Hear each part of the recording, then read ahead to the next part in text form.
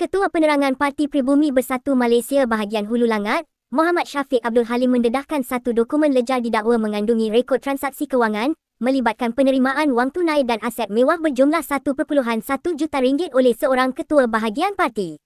Muhammad Syafiq berkata, susulan itu beliau akan membuat laporan kepada Polis Diraja Malaysia dan Suruhanjaya Pencegahan Rasuah Malaysia bagi membolehkan siasatan lanjut dijalankan berhubung kesahihan dokumen berkenaan dan meneliti sama ada wujud unsur rasuah atau pecah amanah.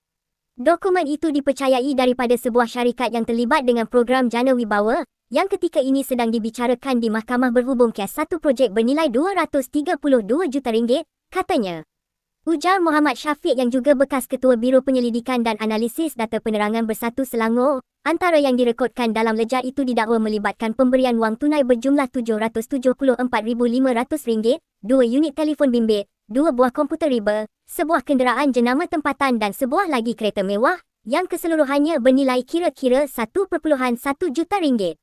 Beliau berkata, dokumen berkenaan turut didakwa mengandungi butiran seperti nombor cek dan nama individu lain yang dipercayai mempunyai kaitan dengan kes yang sedang dibicarakan di mahkamah ketika ini.